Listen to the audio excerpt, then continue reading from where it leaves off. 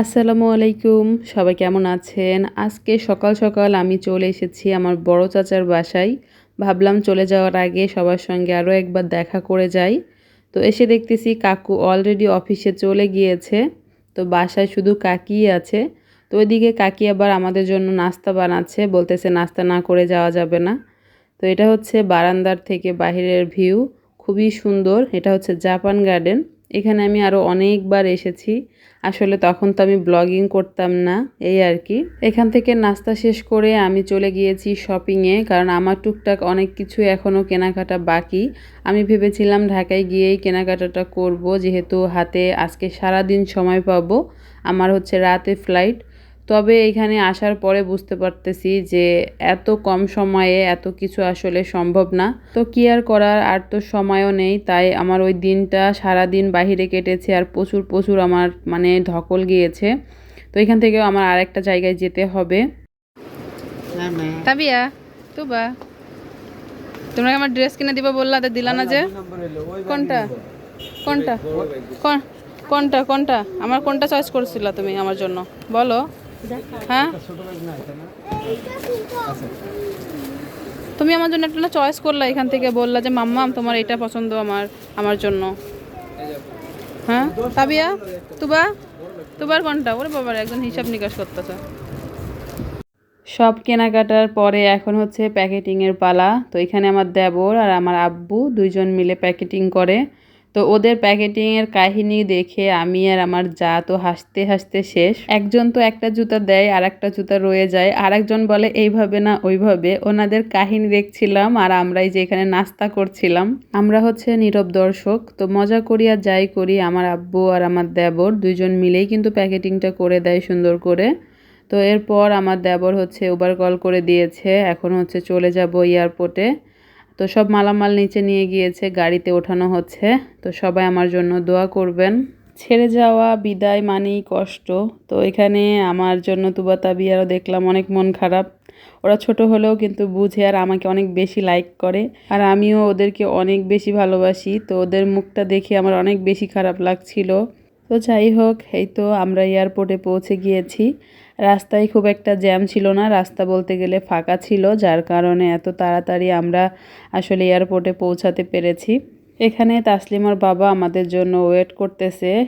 উনি যশোর থেকে ঢাকার এয়ারপোর্টে চলে এসেছে শুধুমাত্র তাসলিমার জন্য কিছু জিনিস দিবে তাই। আসলে কি, বাবার ভালোবাসা একটু অন্যরকম হয়।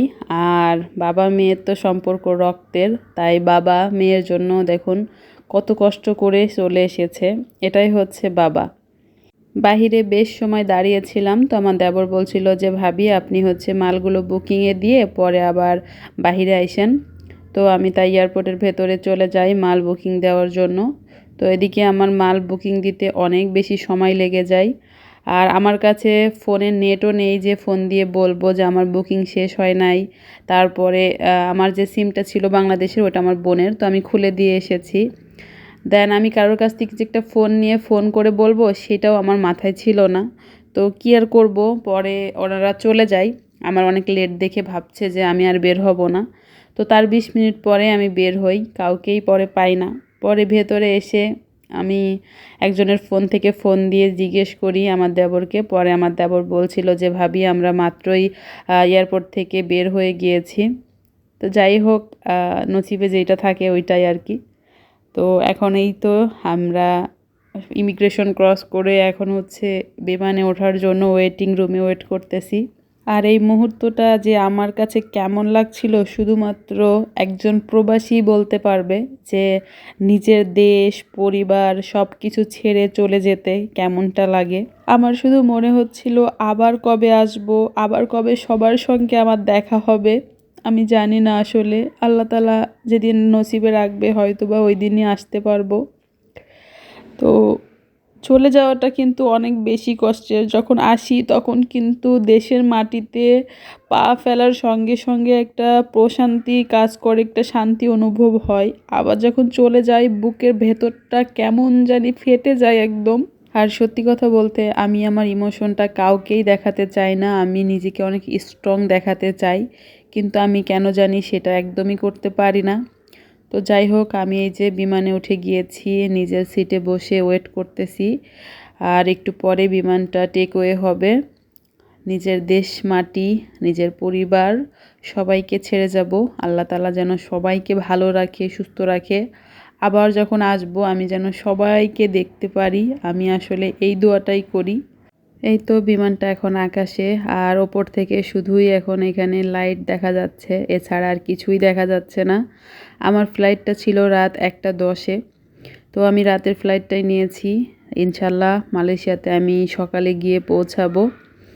আর ওইদিকে আমার হাজব্যান্ড, আমার বান্ধবী আমাকে রিসিভ করতে আসবে। তো সবাই দোয়া করবেন। আর এর ভেতরে এই যে বিমান থেকে খাবার দিয়ে দিয়েছে। আমার যাওয়ার সময় যে খাবারটা ছিল সেম ওই খাবারটাই। তো খাওয়া দাওয়া শেষ করে আমি একটা ঘুম দিই, কারণ আজকে 3-4টা রাত আমার চোখে ঘুম নেই। তো ঘুম থেকে উঠে দেখি এই যে সকাল হয়ে গিয়েছে, মাত্র সূর্যের আলোটা উঠতেছে। এখনও আমরা আকাশে, কিছুক্ষণের ভেতরে ইনশাল্লাহ কুয়ালালামপুর ইন্টারন্যাশনাল এয়ারপোর্টে আমরা ল্যান্ড করব। আর এই তো আমার অবস্থা। আমাকে দেখে অনেক বিধ্বস্ত দেখাচ্ছে, সবাই এটা ইগনোর করবেন। তো ঠিক আছে, আল্লাহ হাফেজ।